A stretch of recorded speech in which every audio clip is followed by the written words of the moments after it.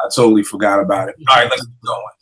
What's good? What's good? What's good? Y'all tuned into the Apartment 5B podcast, but this is the Book of Rhymes version. So it's not only hosted by myself, your man Kill. I got my homegirl Porsche with me tonight. What's good, Porsche? How's it going? Chilling. So, and more importantly, I got my homegirl, my cousin Joanna out of Brooklyn, New York. What's going on, miss? What's up, Brooklyn? All day, every day. All right. Now, for everybody out there who's normally tuned in for our hip-hop discussion, they're still here. Everything is still there. But one thing that's always been dear to my heart since about 97 is reading. And one of the things I realized is I haven't been reading a lot lately. I mean, I guess I blame the phone and the internet and all this social media. I'm on there more. My attention span is harder for me to get through. So I reached out to Porsche. I was like, I need some accountability. We need to do something so I know I'm going to read, because I wouldn't have got through this book if it wasn't for y'all. Truth be told, there's no way in the world it was going to happen without knowing I had to do this show. So that's one of the reasons why I'm going to do the show. And even back when I did Strictly Hip Hop in Baltimore back in 97 to promote literacy, for a lot of people may not know Baltimore, one of the big things is if for some reason it was like the city that doesn't read. So throughout Baltimore, you'll see a lot of bus stops, the city that reads, the city that reads. And to try to promote that, we started doing things on Strictly Hip Hop, like, you know, if you could name an album that was based off of a book title or something like that, you know, we had different giveaways and prizes and stuff like that. So we started the Strictly Hip Hop book list. It got big enough so that we invited down to the Baltimore Book Fair. And the one thing that I can say about that experience that really changed how I look at when you have shows like this is you think you know who your listeners are, but you really have no idea. Because when we went into the tent, the crazy thing was only 3 people in there. So I was like, all right, we failed. This is the worst. And it was a young white couple, probably 19 and 20-ish, and an older black woman, probably in her 70s. And I was like, y'all, you know, I'm sorry, y'all probably in the wrong tent. This was Strictly Hip Hop. And all 3 of them was like, nah, hell no, Kill, we here for you. You know, and it shocked me because I would have never thought a 20-something white couple and a 70-year-old woman would be listeners of a 90s hip-hop show, but they were. So they kind of showed me that, you know, you never know who's listening. Even now with this show, I thought it would only be people my age, 43 and older, and it's a bunch of people anywhere from 17 to 35 are probably the bulk of the people who watch it. And it's shocking to me because it wasn't made for them. I'm glad they're here, but you know, I thought this was going to be a place where like old heads will reminisce, but I see it's turning into some place where younger people are able to learn more about hip hop and different things. So since I had this audience, I didn't want to just leave it with hip hop. We wanted to add some books to it. So the first book we're talking about, Annihilation, new movie that's about to drop. But before we get into this, tell me this, Joanna, how did you get into reading? Because everybody doesn't enjoy reading. I know some people who loathe it, who just can't stand it. My wife, Joanna's cousin Tanya, is one of them. I can't get her to read a book. She'll read how to do books. She'll read how to fix something or that kind of book. But trying to get her to read a novel, it just doesn't do it for her. So, Joanna, what is it about you that pulled you into books, and when did that happen? So I would say I read everything I could get my hand on, starting like at age 6 or 7. Mm-hmm. All kinds of books. I went through my like Stephen King phase where I read everything he wrote. I think most people did that. Then I, you know, just read a lot of when I went to college, Toni Morrison. I kind of dropped off and stopped. I started doing what you were talking about, not reading like I used to, because I would read at least a book a week. Like it was just like something that I love. It's a way for me to educate myself as a writer. I feel like I needed to read to write more. You know what I mean? And I ran into a couple of brick walls as a writer.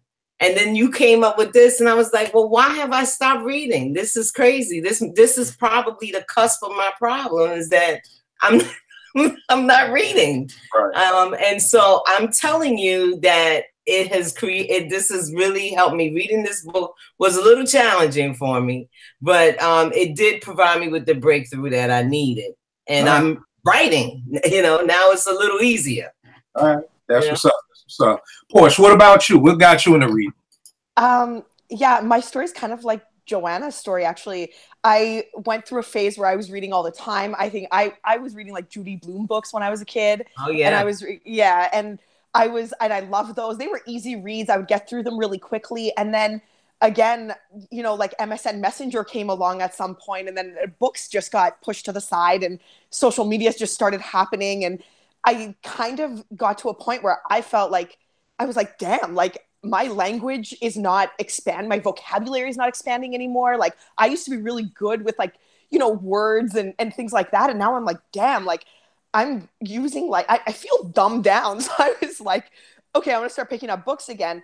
Also, when this whole Twilight craze thing happened, I was like, a lot of my friends at the time were into it. And I was like, what are you guys doing? This sounds so stupid. And they were like, no, just read it. I read Twilight in like a day. I read like each book. It took me literally a day to read them. And I was like, okay, so that got me back on track because I read them back to back over like really fast. And then I just started reading again. I love it. I love books. I stay away from nonfiction, or I stay away from fiction books now. And I read primarily like nonfiction biographies, anything philosophical, anything religious sort of, just to see kind of what's out there. So I like books in general. So that's how my thing was. All right. Well, y'all got dope stories. Mine's the complete opposite. I wasn't reading nothing growing up. I didn't do any of that. I hated reading. And then in 97, I graduated and I moved down to Atlanta. And I met my mentor, Tony Phillips. And this dude was just like, you know, the Yoda, Luke Skywalker. He just saw everything that was, I guess, all the holes in my life and kind of was just like trying to fill them. So he was like, here, read this book. And I was like, nah, B, I don't read books. And he was just like, man, come on. Like, you a black man and you don't read books. You know what I mean? Like, what's wrong with you? And just, he gave me that book. And just ever since then, that was it. Like, I was just like, y'all. And the other thing that kind of took me out of it was I used to commute into DC from Maryland. So I had a bus and 2 trains. So I was banging out a book a week. But then when I started driving to work, all that time now got, you know, that I would spend reading those books. I'm now behind the wheel. So, of course, I can't read. And that really stopped a lot of me reading. But I have to get back to it.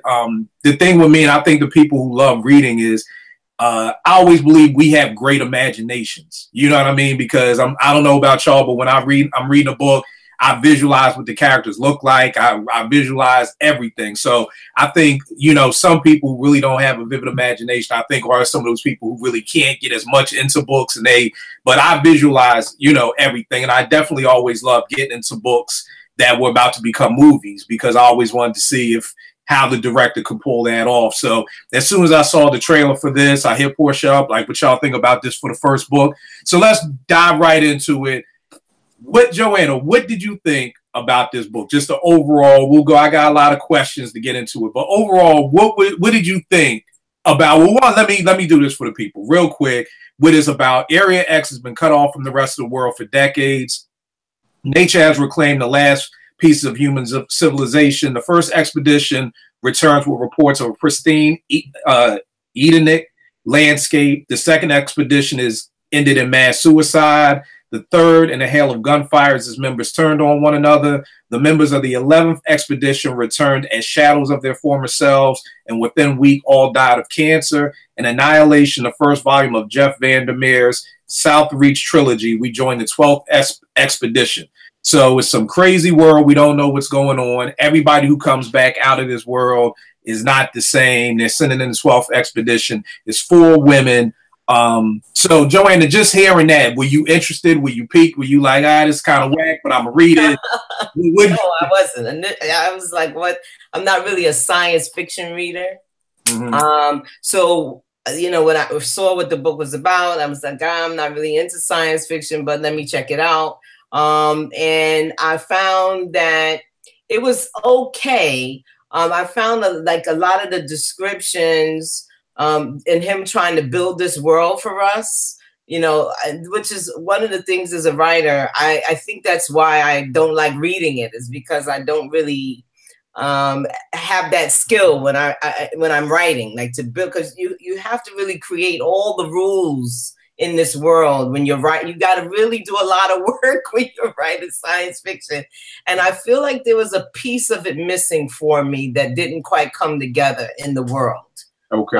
What those rules were. And, you know, I just feel like what is it, an alternate universe? Like, it was some of it that I didn't quite really piece together, as to what makes this different than where they live, other than this tower, you know, and this lighthouse. What you know, what really stood out for me? Nothing in that regard. However, there were a few things that I really found interesting. First being that the characters have no name. So I think that's very interesting. That he didn't, they're named by their professions.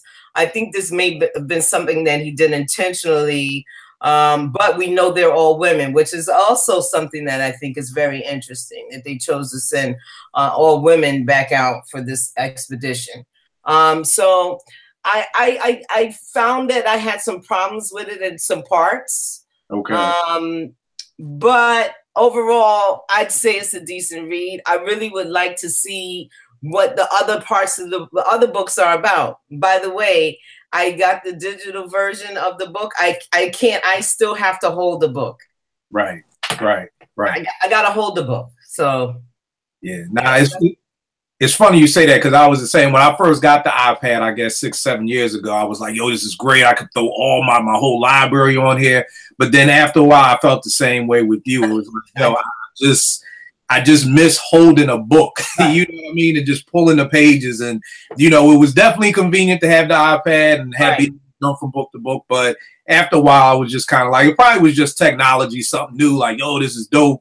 But then it was like, nah, I got to go back to the old school and just feel a book in my hand. Well, another thing that I'd like to say about this writer, his vocabulary, there were quite a few words in that book that I was like, yeah, this is, you know, I'm underlining that and looking that up and like, yeah, okay. So that was a benefit of this book for me, is there were a lot of words that were in it that are not usually used in the English language. Very dense vocabulary that I enjoyed that. I like to learn words, so that's fine. All right, that's what's up. Porsche, what about you? When I first hit you with this book, how did you feel about it? Were you pulled in by it? What did you think? Yeah, I wasn't actually, because much like Joanna, I don't read sci-fi really. I read it, and the reason I don't read sci-fi is because I'm a scaredy cat. I get scared so fast, and I'm like, oh God, I got to read this on my own and my own imagination, and this is gonna get the best of me, and oh my God. So I was like, okay, well, we'll make this happen, and I started reading it, and like I found it to be, again, similar to Joanna. There was some parts that I was like, wait, what's going on? I had to go back and read a couple times because I missed something, or I thought I missed something, but really it just wasn't really touched on. But then I think that a lot of it was really descriptive. Like a lot of the experiences that the people had was descriptive enough that I could get, you know, like a visual going on in my own head about what was happening. So I did enjoy it. I surprisingly enjoyed it more than I thought I would initially. And yeah, I mean, I didn't end up reading the second and third books in the series, which I had initially planned on, but I would probably read them just to see how it goes. Yeah.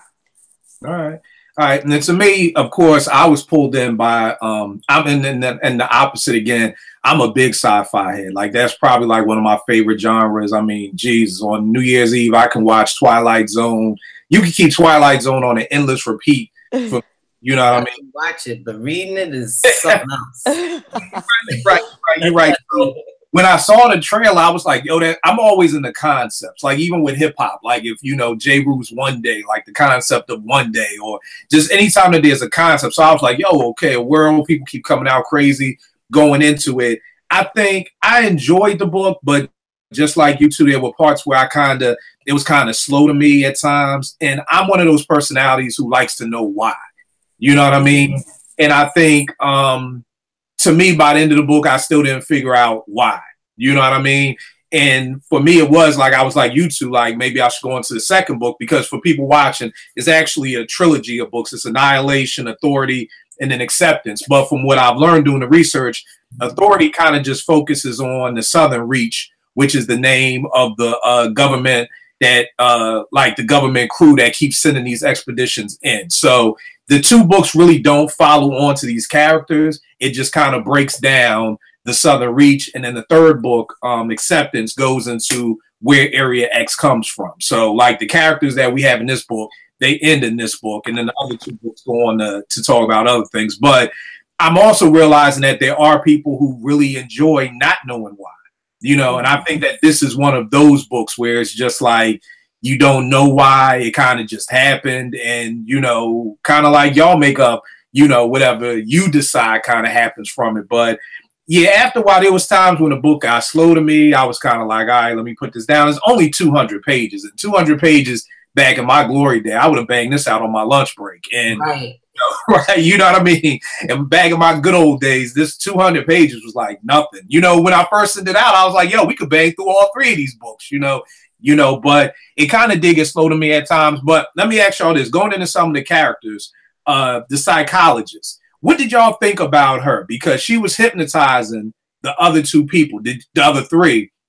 Did you think that that was happening because she was a bad person? Like, I couldn't decide whether she was bad, or did the Southern Reach want her to hypnotize these people to see certain things? What was y'all take on the psychologist? Was she a bad guy, good guy, or what did you think, Joanna? I think she was a bad guy. I felt like she was an operative of the government, and she was put there so she could, you know, they have strictly things that they want them to do and look at and behave. She was there to control everybody else. So in that respect, I saw her as a bad guy, you know, because she, you know, you're there under false pretenses. She's there under false pretenses as a spy, in a way, in the sense of the word. I again, what you said earlier about needing to know why, you know, this is a main piece, like you said, that's missing. And, you know, as a, you know, what is the motivation for the character? Why are they go? Why do they go? We don't know why the other people show up, but we know why the person who's narrating it goes, because of her husband and her backstory. You know, that I think made it interesting to hear that. But the psychologist, I really didn't get. I assumed that she was there and she was a plant, you know, put there. But what motivated her to do that, we never know. And right. I think that's what really makes you understand a character, is when you know where they are coming from, you right. know, what makes them do things. Right. And why do you think the biologist who was the narrator she couldn't hypnotize her? You know, that's a good question. You know, so she was never able to hypnotize her, right. But, you know, and then she had the what was that thing called where she had inhaled the spores, and the spores made her, I don't know why, you know, maybe she was missing a quality that the other two didn't have. Maybe the fact that she was motivated to go on this journey in search of answers for her husband kept her from being hypnotized. Okay. You know, I don't know. That was a good question. All right. What about you, Portia? What do you think? Did you think the psychologist was playing she was doing the undercover joint, and why you think Yeah, so it's so weird, because when I read this, I was trying to be really objective at first. I was like, okay, I know this is being narrated from the perspective of the biologist, so automatically we're in her head, and no matter what, we're viewing everything from her lens. So right. I was like, okay, well, I'm going to try and see like the benefits of what the psychologist is doing. But I much like Joanna, I have to agree with her. I think the psychologist was a bad guy. And for the same reason, I think she was sort of put there as more of a controlling aspect than really a benefit in any other way. I couldn't see a benefit in any other way. And I didn't really like that. So the psychologist became my least favorite character of the entire book, actually, for that reason. And the hypnosis thing, the whole time, like, I have a psych background, so I mean, hypnosis is either you're susceptible to it or you're not. It doesn't work on absolutely everybody all the time. So I was like, okay, in that regard, that kind of makes sense. I get why the author sort of did that. That's pretty cool that we get to see someone who's not able to be hypnotized and people that are. So I really like that aspect of it. But yeah. Yeah. And I think for me too, I thought she was a bad guy. I sound like a 12-year-old little kid talking about Yeah. that's in the bad guy. But yeah, I thought she was a bad guy just based off the fact that, like Joanna, same thing with Joanna. Just that the government wanted there was a mission going in, you know, and I've kind of felt like that was like what Joanna said earlier about none of their real names being known. And it's just kind of like you're a psychologist and you're a biologist, like we don't want y'all chopping it up, we don't want y'all being chummy. We're here for a mission. We're not here to gossip. We don't want to hear about nothing. So the least y'all know about each other, the better. So I definitely, you know, thought that, you know, she was put there by, you know, the Southern Reach to kind of keep them on task and making them be able to see what they wanted to see and do what they wanted them to do. But it definitely, to me, was dope to be able to, again, see it through her eyes and, you know, see it through the eyes of somebody who couldn't get hypnotized. Now, the thing that always threw me for this was the whole tower versus the tunnel. Then how some people would see a tower and then they'd be like, nah, it's a tunnel. And from that point, for me, I was kind of like, well, is this the hypnosis? Is this just the way the world itself, Area X, plays on you and you really don't know what you're seeing or what it is? Joanna, what did you think of the whole half of them being like, nah, we're in a tower, the other half, we're in a tunnel or the lighthouse, or they just never saw anything the same? What did you take from that? I think, if I'm not mistaken, the biologist was the only one who saw it as a tower. Right. That's right. Trying to encourage everybody else to see that. But I feel like that the fact that she was the only one that saw it as a tower is what made her unable to be hypnotized. You know what I mean? Like she had her own, she was a person with her own vision and her own ideas. And I think a tower versus a tunnel, you know, I was thinking about this, like, what are the differences in those two structures? A tower is usually one that you envision to go up, right? And a tunnel is something that you go through. I think that's, you know, when you think about it like that. And I don't know. I think that, and the monster in there, that's another thing. The monster that's in there, you know, these are things that didn't quite come together for me in the story. Is it a tunnel? Is it a tower? What difference does it make? Do we get the answer as to why it's one versus the other? We don't, you know?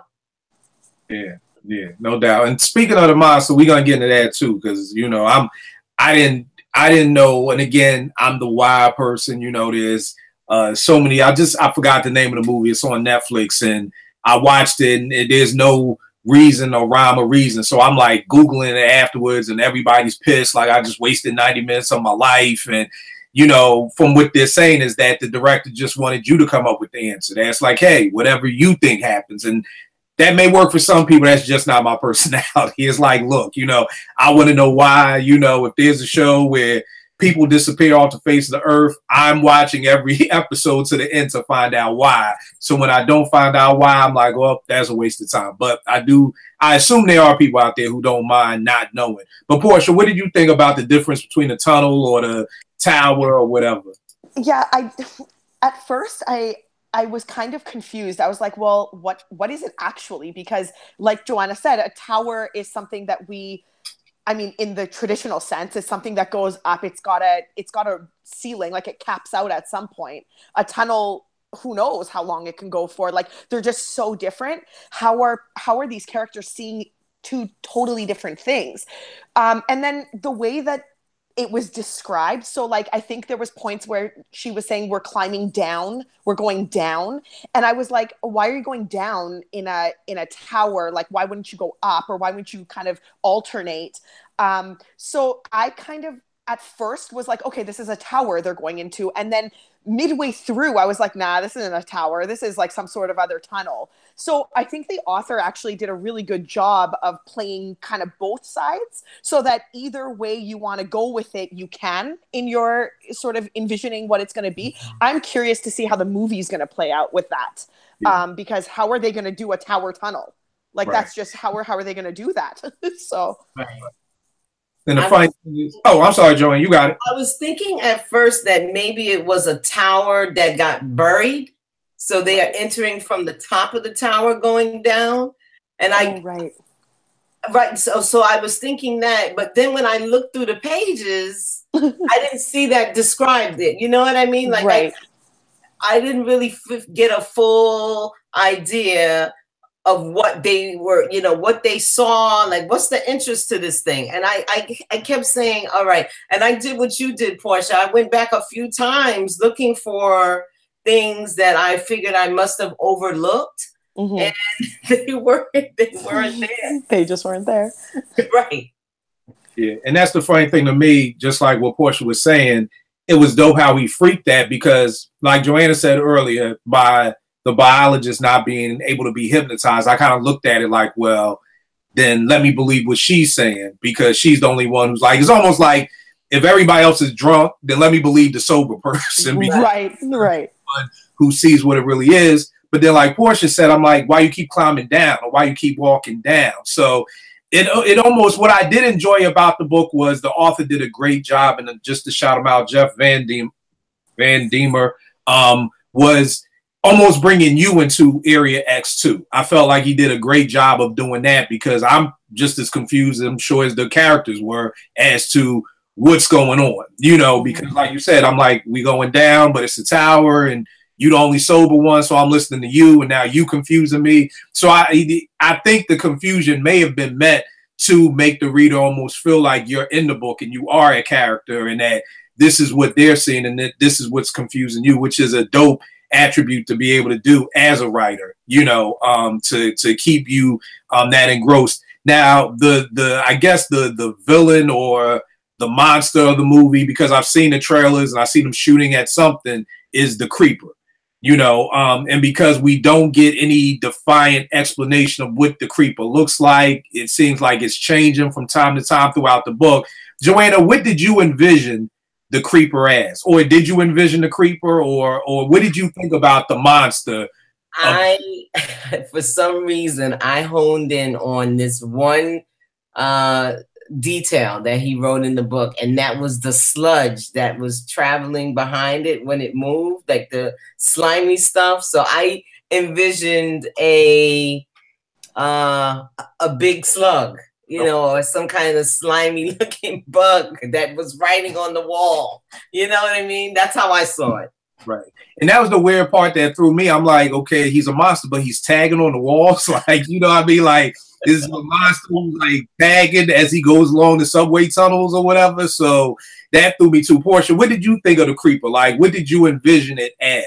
Honestly, I think somewhere at the beginning of the book, there's a mention of like a wild boar or like a pig of some sort, like a do you guys remember that? Yeah. That there's like, yeah, that there's like, so the whole time, literally the entire time, I'm like looking for that character. So I'm like, okay, is that thing back? Is that what it, like, are they going to figure out that it's like this massive, I don't know, like mutated boar, and it's going to like kill them or eat them or something? So I just thought the whole time, like, I thought it was an extension of that, or it was something like that. Exactly. So that's how I envisioned it. But then things were like, you know, the slime and the sludge and the weirdness that happens. I was kind of like, maybe it's something entirely different. I don't know. So that aspect I also really liked, because that's sci-fi to me. You don't really know, but something weird is going on, and there's like matter that you can't really identify, and it's got like, you know, it's got like a side effects and things are happening, but no one really knows what's going on. So I thought that was a really exciting aspect for me. The whole time I was like, okay, what is this going to do? How is this going to pan out for the biologist who's inhaling all of this and touching it and exposed to it? So yeah, as for the monster or like the Creeper, I really just thought it was that boar thing the whole time, but I don't know. The wild thing with me, I didn't know what it was. You know what I mean? Like, whenever I'd be reading about the Creeper, I kind of just, one of the few times in life, I just didn't have any face or anything to put to it. You know what I mean? And because it kept changing, like, I had nothing on what the Creeper looked like, and kind of really trying to figure out why it wasn't attacking her. You know what I mean? Or like why it didn't kill her, because I'm assuming that's what was killing everybody else. You know, I mean, I know she shot one of them, But, you know, I kind of thought the other things were going down to the creeper. Tell me this, when she eventually finds the journals of everybody's stuff and she's reading her husband's journal, one thing that stood out to me in the husband's journal was he was saying something about him and one of his homeboys saw images of themselves, you know, walking away from them. And I think it was something like he was like, okay, we're dead, or we're going to wait for them to come back so we can interrogate them. Or then it was like, well, we're dead and they're going back to the real world. What did y'all take from that? That there was another version, like this was where I was like, okay, like Joanne, is this an alternate universe or what? So Joe, what did you take away from that? That's what I thought immediately. It reminded me of, I don't know if you ever watched Fringe. Did any of you watch Fringe when it was on TV? Mm-hmm. It reminded me of Fringe when it started to fall apart. It was a good show at first, but that's another story. But it reminded me of that. And I thought for sure that Area X was some sort of alternate universe. I mean, why else would you see a duplicate of yourself? You know, and it was the entire crew, I believe, they were watching themselves. And didn't they go into the tower and that stuff? And when they do that, and that I found interesting that they went back in the tower. I really wish, and unfortunately, it looks like we're not going to get the answers, even if we read the other books, right? Because the way that the other books are set up, we still don't know. But I'm sure that this is some kind of alternate universe, or that the government is doing some sort of experiments, you know, and sending them there to Area X. Maybe when they go there, they swap places. You know, there's so many things you can do with your mind and make up your own ideas. Like you said, that's probably what he want you to do when you read it. But again, that left me feeling a little shallow, that part of it. Just not knowing. Right. I feel you. What about you, Porsche? Yeah, I think that's at that point, I was like, whoa, because the whole way through, I was like, no. Area X is just like an area that's sort of like quarantined off, and it's now used for experimentation. So I didn't see it as an alternate universe up until that point, and that's actually like kind of towards the end too. So as soon as that happens, when she's like, I found all these journals, I was like, what the heck is going on? Like, that's when the whole thing flipped for me, and that's when I thought, oh god, this is not like, this is some Sixth Sense kind of stuff. Like, there's like some weird things going on. This can't be just right there. Like, it's got to be some alternate universe. So the journal thing threw me for a loop. I really like that component. I like the way that was also written in, how she was, I think she was like walking, and she looked down and sees that these are all like familiar looking journals, and she starts picking them up and realizes then, like, the way it kind of unraveled was spot on for kind of being that grabber. I really like that part of the writing. Yeah. And for me, I was thinking same thing, alternate universe, or what the husband was kind of saying. I'm like, man, it's like, just again, like Joanna said, the author like leaving it up to your own imagination. Like, I'm like, okay, then boom, do you die when you go into Area X? And you know, these are just, you know, you're dead, and the duplicates of you are the ones that go back, or you know. And then I'm still trying to figure out from the whole beginning phase of, okay, this is if I'm not mistaken, this is the 12th expedition. So the other expeditions that came back with cancer, or the expedition who, you know, killed themselves, it seemed like it's something that drives you crazy in Area X. And like Joanna was saying, you know, we know with the biologist, again, who's the narrator, we know she's trying to figure out what happened to her husband. But again, for the rest of these people, like, what's in it for you? Like, it's like if you see there's a roller coaster and people are getting on it and everybody keeps dying and falling off, then why are you going to get on the roller coaster? So, you know, it's kind of like for these other people, I'm like, okay, well, y'all the 12th expedition, nobody comes back. You know, who the hell wants to go in the Area X knowing you're not going to come back being the same way or whatever like that? So, you know, for me, I just kind of, again, we just don't know, you know, and it's almost up to each person to what they saw it as. And to me, that's, if it wasn't for the conversation I knew we were going to have, I probably wouldn't have been as interested in the book. But I was so interested in just seeing how other people kind of saw it. You know what I mean? With music, we don't really get that a lot. You know, it's kind of like dope beat, dope rhyme, right? Dope. You know, whereas with this, it's kind of like, well, maybe Joanna's going to see it this way. Oh, snap, I didn't think about it like that. And maybe Porsche sees it this way. And it's it kind of makes you go back and be like, oh, let me check that again. Maybe that is a good point. So I think knowing we were going to have this conversation made me enjoy the book a little bit more than if I was just reading this on my own and just kind of was like, okay, it's just, you know, stuck where I see it as. The last part that really got me was, I forgot where it was, but I think it was the psychologist who was saying that Area X was actually growing, so that it was getting wider. So again, I'm thinking, you know, does the government know this? Again, we just don't know. We don't know. But all that to say, I would have to give this, I'm going to go last. Joanna, on a scale, you know me, I'm old school. I'm the Source 5 mic scale. How many mics do you give Annihilation? I would say 3. Okay. Okay. I would give it a solid 3 mics. I felt that there were things missing from the book for me to make it a 5. And not necessarily the open-ended questions, because I get the open-ended story part of it, but the motivation for a character means a lot to me as a reader. I need to really understand. We understand why the biologist is there, but the other people, like you said, why the hell are you there? Like, are you crazy? Why are you going into this thing? You know, I didn't really get that. And I also wish I feel like the world needed to be described a little bit more. There were parts of it. Where's the border? How do you get, you know what I mean? The border, where is it? How do you get there? How did they get there? You know, it's just kind of blurry. What is that crap the guy's writing on the wall? You know what I mean? Did anyone find it poetic? I didn't find it very, the writing. I didn't get it. I was kind of lost, because like I said, you got a monster that's tagging the walls. Like, are you not killing?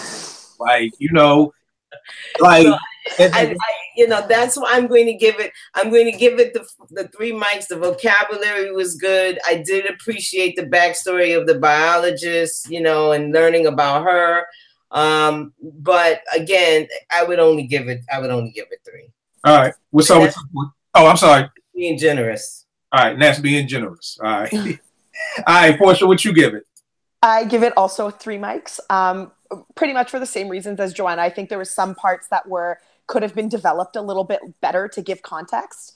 But the things I did really like about it, for me, I think solid 3 mics is fair.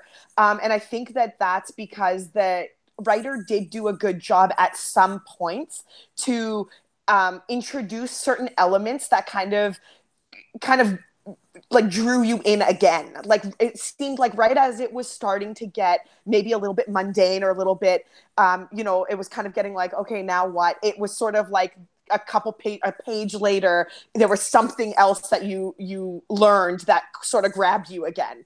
And then that was developed a little bit. So I kind of liked that. And for me, that's what I gave it a 3 mics for. All right, no doubt. I'm going to give it a 2.5. Probably because I had higher expectations for it. You know what I mean? I think because I had saw the trailer, I was trying to piece pieces of the trailer into the book, and I just wasn't seeing what they were portraying in the trailer. I wasn't seeing that in the book. And again, probably just based off of expectations, because I was expecting some ill story, you know, everything to come together and gel. But it does get 2.5 mics because I do feel like the author did a dope job of bringing me to Area X right along with them. You know, I can't hold you. I felt like I was there with them. I was just as hell as confused as they are. I don't know if the people in Area X knew what the hell was going on, or if they got any answers that they were looking for, you know, because at the end of the book, Shorty's just like, I'm going to just go up the coastline, you know, and try to see if my husband's there. So I don't think they knew. The last thing that always kind of confused me is that Shorty never seemed to be in a rush to get out of here. Like, after seeing all these people dying and all this wild stuff going on, it seemed like she'd just go chill, eat, whatever, go back to the base camp, chill for a little bit. You know, like right. Not like, okay, let me get my shit and roll up out of here, because right. Wow, like yo, she was like chilling, like you know, like if I'm caught up in the ill part of Brooklyn, I ain't gonna be like, let me go to bodega, get a sandwich, stay here on the train platform. No, you gonna try to get the fuck out of Brooklyn, you know. And she was kind of just chilling. And I didn't get the chilling aspect of it. I don't know if that was just meant that she had no fear of dying, or you know what it was, or she came here for answers, so she didn't care how many people was after her or whatever, that she wasn't leaving. But that's the part that just kind of threw me, because I'm just not used to people chilling at Camp Crystal Lake. Like, nah, I'm good. I'm gonna find out what keeps Jason coming back every year. I would like to ask you guys a question. This monster did not kill her, right? Why? You know, he killed the other woman. Did you see? This is something that I felt like she's standing there with the monster face to face and nothing happens. Are you kidding me? This is what we've been waiting for, right? I would think that would have been like the climax of it all, that they have some kind of confrontation of sorts, but that's not what happens at all.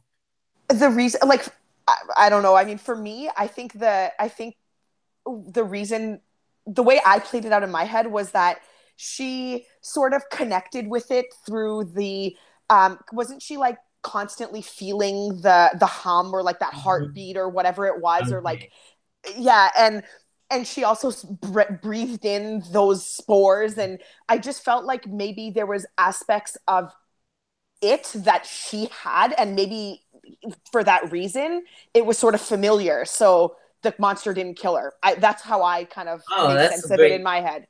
That's great. That sounds good. Yeah, that makes sense. Yeah, I'll go with that, Porsche, because I had no idea why. I'm sitting here like, you know, or kill the monster. Like, you know, like if you're not gonna kill me, like if the nigga I got beef with ain't gonna shoot me, then let me shoot you then. Like, right. You done killed my crew, like so. But I guess that maybe that does make sense, you know, because I was stuck too. Like, okay, I'm thinking she gonna dip and dive this dude, and then, yeah, you standing there face to face, and it's just like a hi. You just like, yo, this the dude I've been looking for all this time, and I'ma just all right, we good, and I'ma just walk away. So maybe that does, you know, bring in and just in you asking that question, Joanne, I'm like, well, maybe it was, you know, she wasn't, maybe Area X is all in her mind. It just got my brain going down a whole nother you know, trap door of somewhere else. And you know, again, if that's what the author was going for, then he did a very dope job of doing that, because just in that question alone had me open up a whole nother door of like, oh, well, maybe it was this, you know, and maybe all this stuff was in her mind, and that's why the monster didn't kill her, because it was her. You know what I mean? The monster all this time was her, because you read in the journals how she kind of kept her husband, like pushing him to the side or whatever. So I don't know. I can't call it. So it's gonna get 2.5 from us. Now, let's go into this, because Black Panther just dropped. An incredible movie. I want to know, Joanna, what did you think about Black Panther? One, you can start off with how many mics you gave it and why. Is there six? Right? Yeah, well, I do it 5, but I would give Black Panther 6 too. So I feel you. There's so much to it. There's so much to it. Like I'm one of those people. Never in my life have I bought a ticket in advance. This is the first time I bought an advance ticket for a movie ever. And I bought my ticket a month ago when it went on sale. I was so excited. I didn't dress up, but I planned. I didn't get a chance to. But it was much more than I expected, because I went in thinking it was going to be another Marvel movie and it'll have some, you know, Black people in it, and this is going to be great. I did a little bit of research on the Black Panther comics, because there's some things that I'd seen in my lifetime but never really read. You know, I used to be really heavy in the comics. And so I was expecting that story to play out the way that it was written in the comic books primarily, but I was, you know, there was so much more to it. There's so many layers to it. You know, there's the family dynamic. There's the whole I'm Black from Africa, I'm Black from America thing going on in there. There's the whole just just trying to dispel those negative images of Africa and what Africa means, and the, you know, prosperity and the beauty of Africa, which a lot of people who are here don't really know. They have these ideas that the media has put in their heads of what happens in Africa that are totally incorrect. And so I was just like, yes, let's have this. Let's show Africa and what Wakanda, although it is not a real place, you know, all of the imagery that is a part of the film has been researched and is, you know, comes from someplace in Africa, you know, even down to the language. So one of the things that really stood out for me was these family secrets. The family secrets, how they can destroy lives in the family, I felt like Killmonger had the outside child syndrome. Let's call it that. Like he had that sort of thing. There's just so much stuff in this. And I feel like it was just kind of like, I'm going back again, probably tomorrow, to see it again, because I feel like this is something that should be used to, we already see the movement that's coming together as a result of this film. I mean, there are voter registration drives being done, at these theaters now, which is incredible. But one other thing that I really, really found, having gone to the movies quite a bit, is I think Killmonger was like the only villain that I agreed with to a certain degree. Yep. I found myself saying, it's Magneto too. I used to feel, I was with Magneto. Magneto. I feel you. They the villains that you like. I ain't mad at you. Like, right. Like, you got a point there, Magneto. The humans, they not. You need to look out for the mutants. I get that, and I totally get what Killmonger's about. And where his anger came from, I was totally like, this guy is just great. I mean, it's a wonderful one. I want everybody to go see it a couple times. No doubt. Porsche, how many mics you give it, and well, let me say, if you enjoyed it. I assume folk would. Not everybody might, but how many loved it. I loved it, and I would give it as many mics as I could possibly give it, like an infinite amount of mics. I loved absolutely everything about this movie. I think it just blew every other Marvel movie out of the water. The cast is brilliant. The acting is phenomenal. I think the women are just perfect. I can't say enough good things about the cast. Like, it was just so well picked, so well put together. The dynamic that they had together was brilliant. You could feel it on screen. You could see it.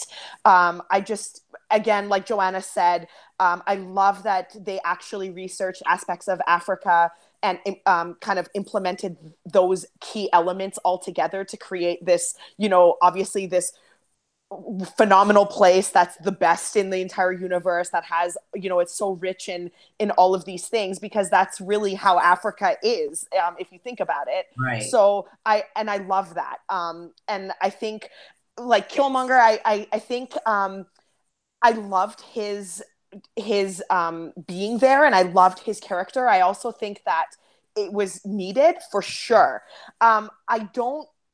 It is a kind of a Magneto, Prof X type of thing, definitely, because obviously there's such a clash of ways, like thought process.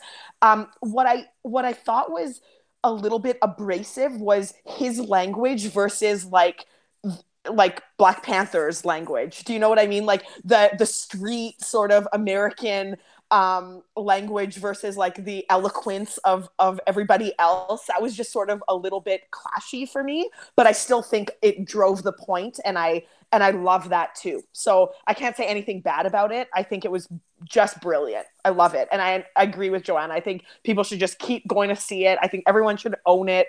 It's phenomenal. Yeah, and I gotta give it infinite amount of mics too. And the thing is that I'm hard on movies. Me trying being an upcoming, screenwriter and wanting to do this, and I'm extra hard on Black movies. You know what I mean? Because I was seeing all the reviews, and I'm like, all right, Are we doing this because we black? You know what I mean? Like, you know, they could have a picture of the cast on the screen for 2 hours and people would have left like, oh, 5 mics. So like, I'm already going into it with the side eye, like, all right, let me see what's really good.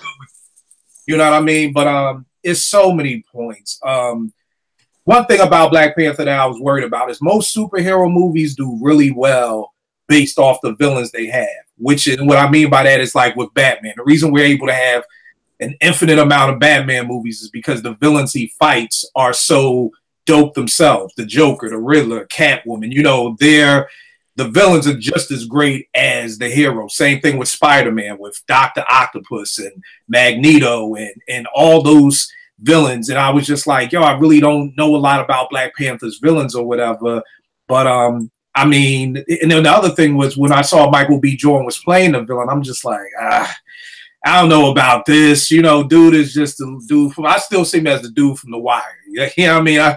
So I still see him as Wallace. So, you know, I'm just stuck, you know, the dude from Creed, come on, man. He ain't going to be no villain or whatever like that. And I was with you too, Porsche, with, you know, he kind of threw me with the, you know, what's up, shorty? Now I'm going to take that off you. You know what I mean? Like, yeah. But then the more the story opened up with him being raised in Oakland, you know, it's kind of like, yeah, this dude was raised by the streets. You know what I mean? So he's coming from a whole different world. He's coming from a whole different perspective, which I thought was dope. Like Joanna was saying with Magneto, because with the X-Men, I'm one of the few people who I never really looked at Magneto like a villain. I just look at them as two people, like almost Martin and Malcolm, two people fighting for the same thing, but from two different philosophies, you know, but the outcome is we want the same. It's just we going about it two different ways. So I never really looked at the X-Men really having a, you know, I looked at the Sentinels and stuff like, I almost looked at the U.S. government as being the X-Men's, you know, villain or whatever like that. Same thing with this. They wanted the same thing just from a different perspective. And it was funny when, you know, he became king. I wasn't mad. Like, I was like, okay, well, you know, this dude, you know, man, I don't agree with what he's saying. Like, we gonna do all this stuff, but I understand the frustration of growing up in the hood or whatever like that. Two, the thing I loved about this was I actually, when I first found out about Black Panther, I thought Hollywood was trying to do a banana in the tailpipe with us. And the reason why I felt that way was because so many Black directors was turning this down. Ava Dunnery turned it down. F. Gary Gray turned it down. There was another Black director who turned it down. And I was just like, all right, what do y'all know that we don't? Like, is Marvel setting us up for the okie doke or something? Is it like, okay, y'all Blacks always want a movie here. We're going to give you the movie, but we ain't going to promote it. Then when it falls flat on your face, you can't say we didn't give you a chance. So I was really iffy about this. And then when Ryan Coogler's name came up, I was like, man, you know, dude is dope because I love Fruitvale Station and I loved Creed, but I'm like, dog, this is a superhero movie. Like, this ain't just no boxing movie you shooting in Philly with Rocky. This is like, you know, the top 10. And I just believe dude knocked it out the fucking park. Like, and dude is only like 33. Like, to me, that's a kid. You know what I mean? So to be able to see a young Black director do this was dope. Joanna, just like what you were saying about Africa and what people think, I was with my teens the other day and we were having a discussion about the differences between Martin and Malcolm's philosophies. And one of my kids said, man, I wish they would have just left us in Africa. Another kid said, why would you want us to be left in Africa? We just be eating rats and roaches right now. You know? And it just opened up a whole nother discussion of what my teens think about Africa. You know what I mean? So, like you said, just being able to see that, I thought Michael B. Jordan was dope as hell as the villain. Yeah, definitely. I was like, wait a minute, is this the same actor? Like his evolution as an actor is clear. That this was something, I feel like he has some kind of connection to it somewhere, because also Sterling Brown was in this and I didn't know he was even in it. And his few minutes that were in it were very powerful, I thought. You know, I enjoyed that. Another, to piggyback on what you were saying about Africa, when I went, grown people, okay, speaking about perceptions of Africa, adults, grown adults that work and have children, you know, I say I'm going there and they're like, why would you want to go there? What? Why would you want to go to that place, that dirty place? You're going to Ethiopia for what? You know, this is a mindset that we've been brainwashed by. It's definitely movies, stuff that we've been seeing in the past. You know, movies of the 60s, 70s, they just portrayed Africa and Africans walking around with bones in their nose and, you know, just playing drums. And it's not like that at all. It's not like that at all. So I'm really excited, and I hope that this will encourage people to go visit, go and see what's going on there, because it is a beautiful continent, and I'm just getting started with seeing it. Yeah, that's dope. The other thing that I loved about it too was that it started in Oakland, which was the home of the Black Panthers, which I thought was a dope play. And then just even after Michael B. Jordan became the Black Panther, and he went back there and was talking with his father, I thought it was dope. I'm into the small shit. Like they had the PE, It Takes a Nation of a Millions poster on the wall. Yeah, I noticed that too. I noticed that right away. Which you would have been banging in '89 if, you know, like that. So I thought that was dope. But I think the thing that I loved the most was seeing strong Black women kicking ass the whole, like having Naomi next to me and being able to have your 12-year-old daughter see that was just crazy to me, because she's not going to see that anywhere else. You know, she'll see Wonder Woman kicking ass in the Amazons, but to see a man's army is Black women, and Black women that again are kicking ass the whole movie, you know, was to me something that I hats off to Ryan Coogler for, you know, portraying that in such a dope way, because there are going to be a lot of little Black girls who had no idea that they could fight or be warriors or, you know, protect people. You know, so hats off to that. I truly believe 20, 30 years from now, we'll be looking at Ryan Coogler in this movie, in the cast, as being Black history. You know, the same way I'm learning about Matthew Henson, 30, 40 years from now, people will be learning about Ryan Coogler in this movie for Black history. And again, nothing, I literally, one of the few times, and Joanna, I'm with you, this is the first time I've ordered a ticket, like a pre-sale ticket ever, you know, because it literally, I felt like this was like a concert. Like it literally was like movie theaters were being sold out. Like, so it felt like a concert. Like I got to get my ticket now, you know what I mean? And, you know, TNA would keep asking me, when's this movie? Cause like you got tickets 2 months ago. I'm like, it's coming. Like, just keep waiting. But yeah, like it felt like an event. Like it was an event. Like to see so many people taking pictures by, you know, the movie poster, and like it literally was like you come out the movie, you take a picture. Like I've never seen that before, you know. So it was just incredibly dope to see. We're taking my teens to see it next Wednesday. It was dope to see so many people, you know, buying out theaters so that kids from the inner city could go and see this. And of course, I love the end when they came back to Oakland and he was opening up the center right there in the hood, you know, to teach about that. I thought it was just a dope movie all the way around. So, you know, definitely, again, hats off to Ryan Coogler and everybody involved, because not just the director. And one thing I didn't know about Ryan Coogler, he uses women cinematographers on all his films,